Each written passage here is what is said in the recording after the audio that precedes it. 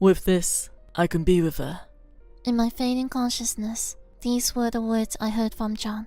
The joy in his voice made me bite my lip in frustration, questioning whether I would become a mere puppet to his desires.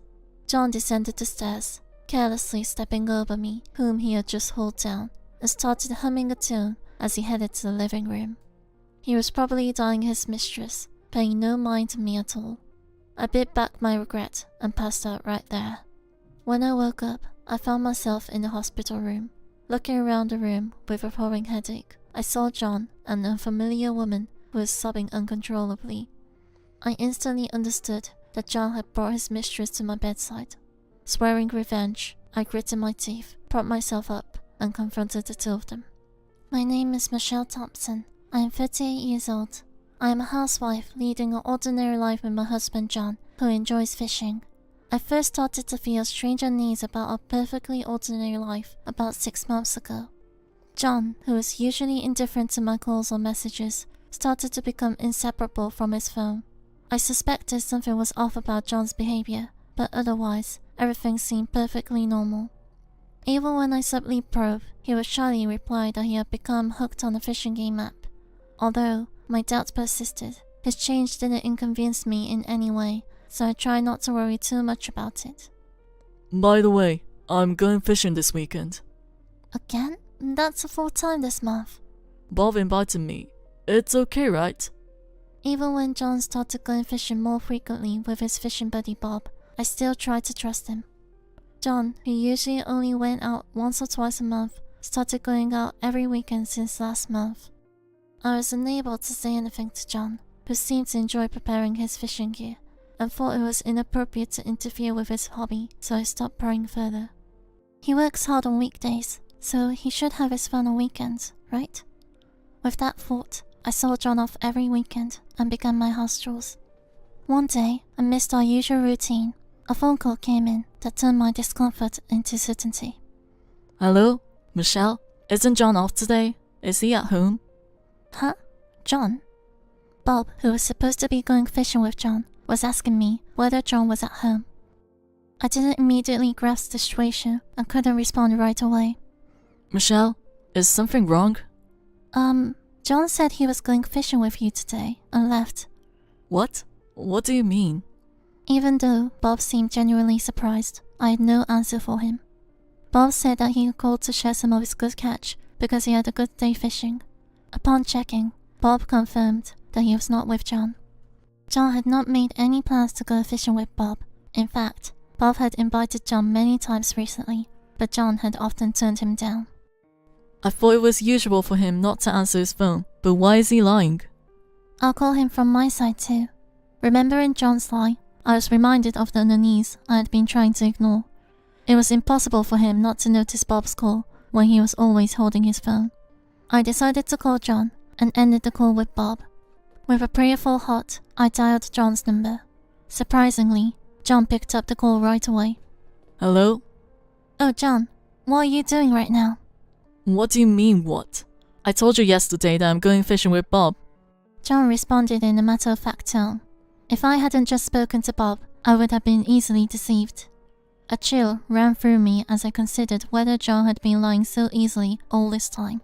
Furious with John, who seemed to think he could deceive me with such a sloppy lie, I continued the conversation.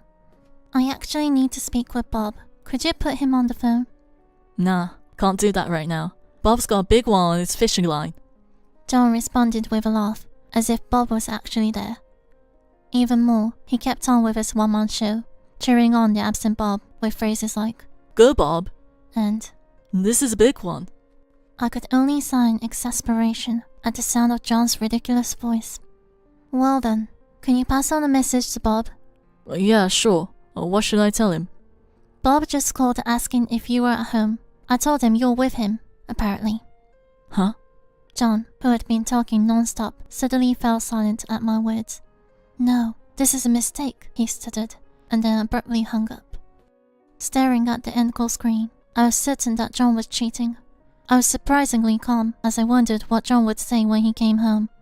After sending a message to Bob explaining the situation, I waited for John's return. John, who came home much earlier than usual, just apologize to me without any explanation. I decided not to pursue the matter further if he told me everything honestly.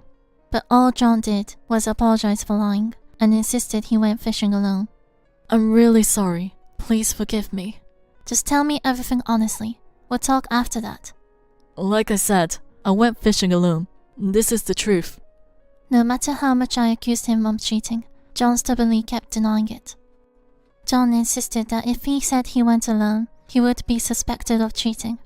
Even when I argued that lying was much more suspicious, all John did was apologize for being faultless. I was alone, so there's no witness. It's inevitable that I'll be suspected. So, just tell me everything truthfully. Everything I've said is the truth. Trust me. Even if he said that, John had just lied to me without the slightest hint of remorse on the phone. There's no way I could believe him. I told John to show me his phone.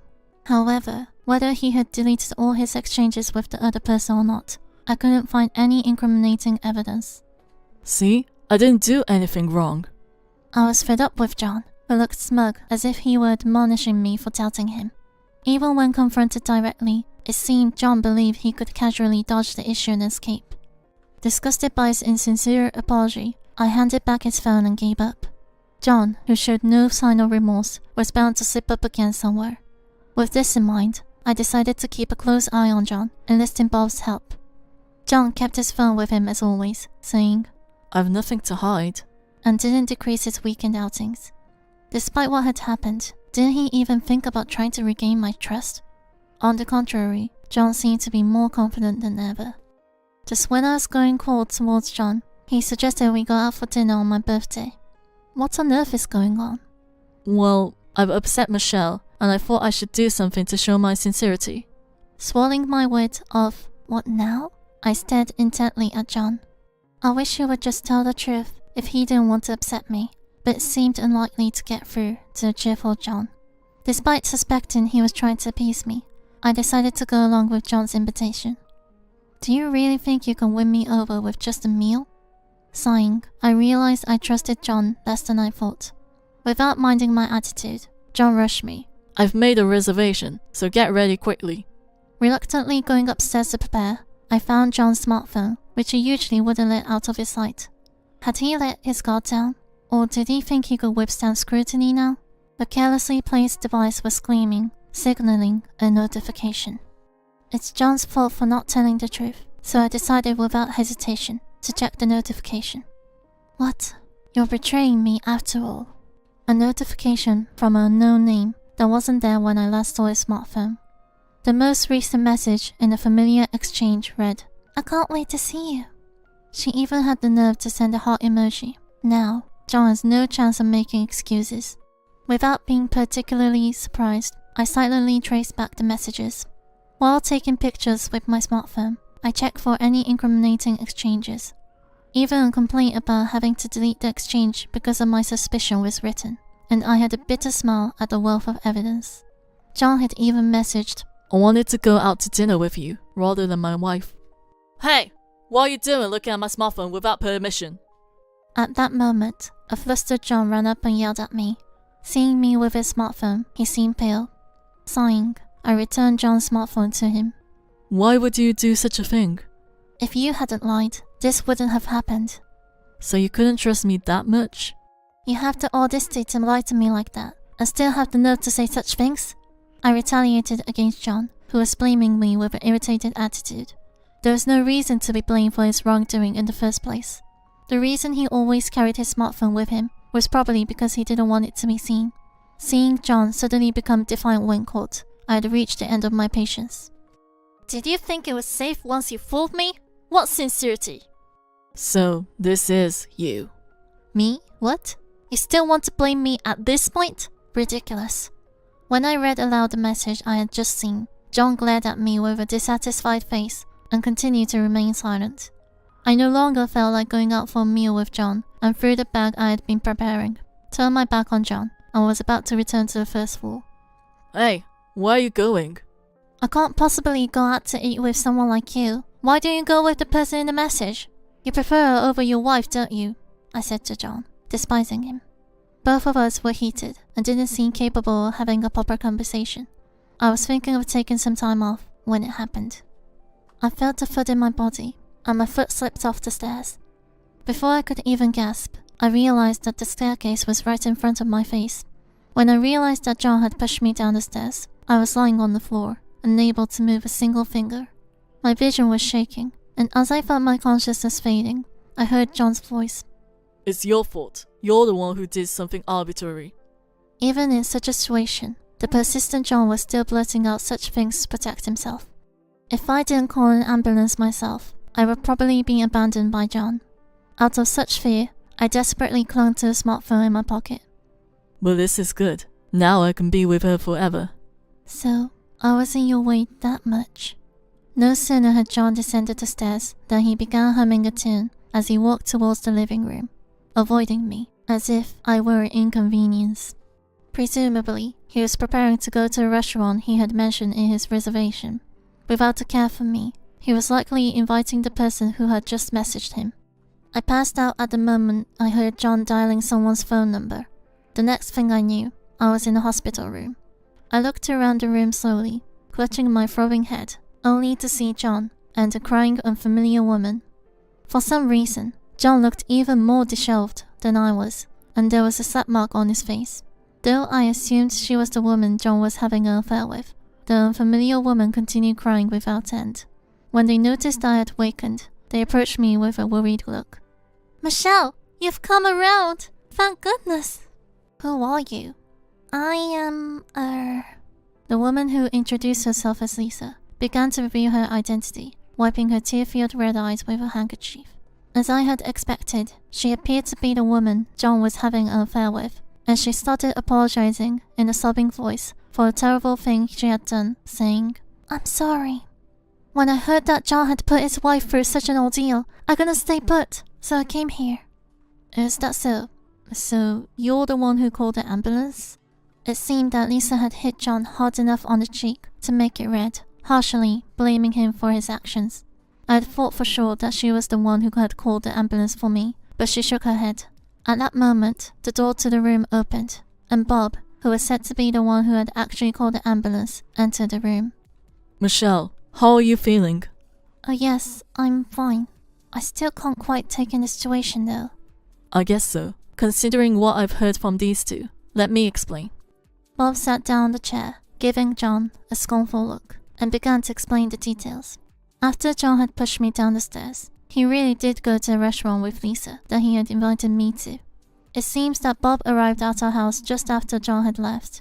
In my fading consciousness, I had been clutching my phone, sending Bob an odd message. Bob, noticing this, tried to contact me, but he couldn't get through, so he came to check on me.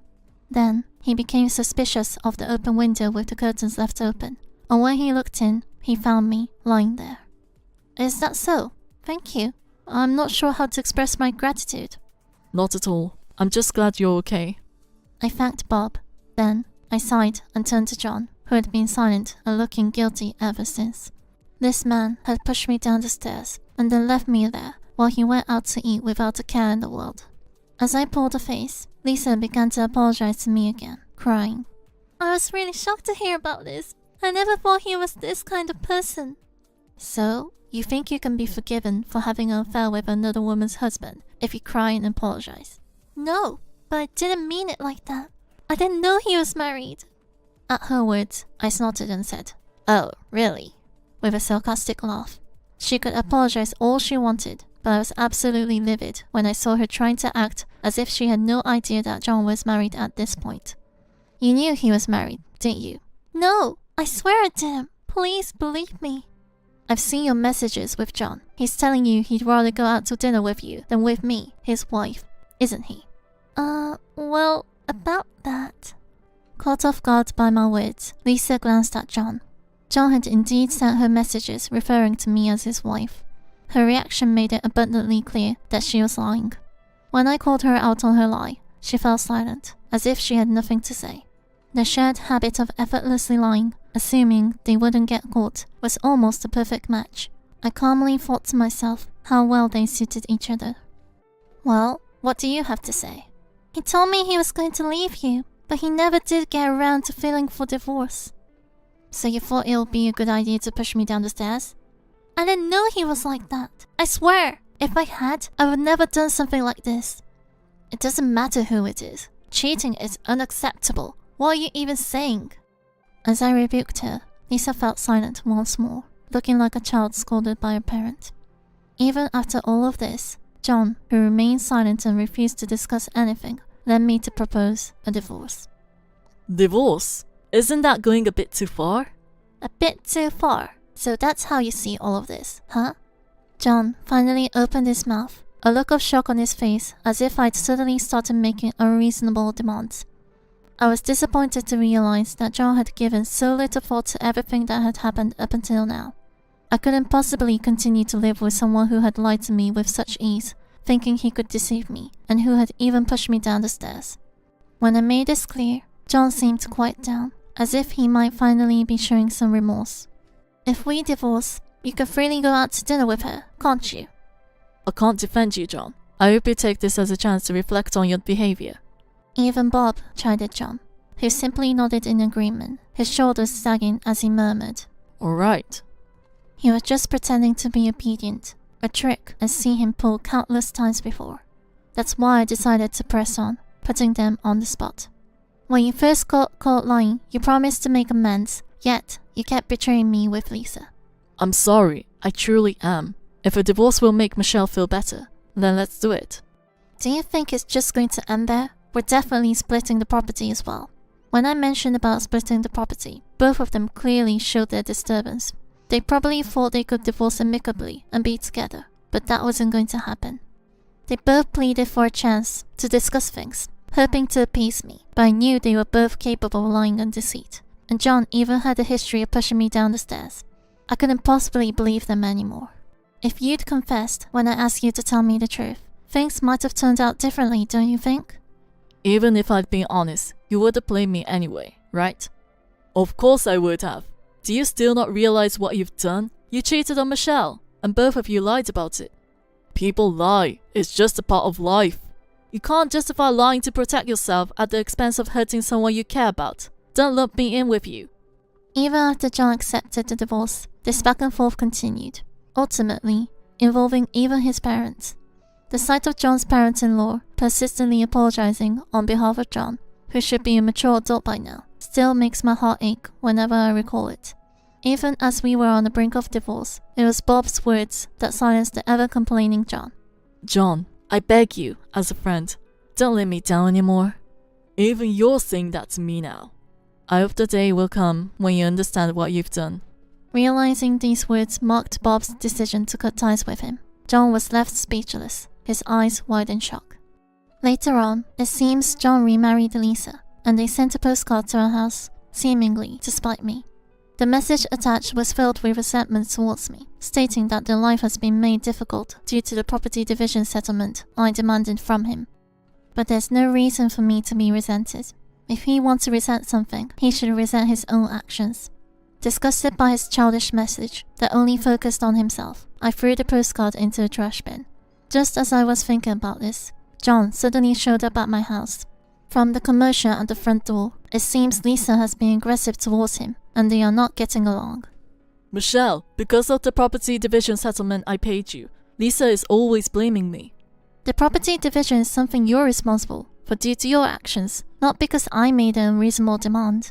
Have you ever thought about how I feel, being stripped of such a large amount of money? Lisa blames me for being poor, and even says I might push her down the stairs at every opportunity. Trying to gain sympathy for his pitiful self and blaming me, John loudly expressed his grievances. But none of what he said could possibly resonate with me.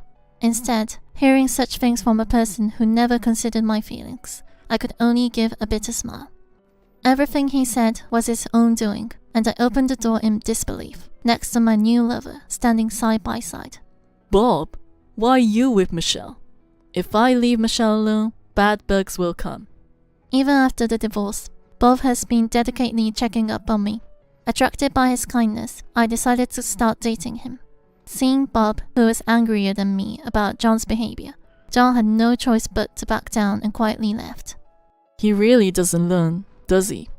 He should reflect on making his parents apologize, at least. Seeing John, who showed no signs of remorse, Bob and I watched him leave, with a look of disbelief on our faces. They say people become stubborn as they age, but I don't want to become like that. Well, no matter when he comes, I'll protect you, Michelle. Thank you, but if you just don't lie to me, that's enough for me. Even though I knew I wasn't at fault, I had been severely depressed because of John, but Bob patiently waited for me. In order to repay his feelings, I decided to look forward again and move on.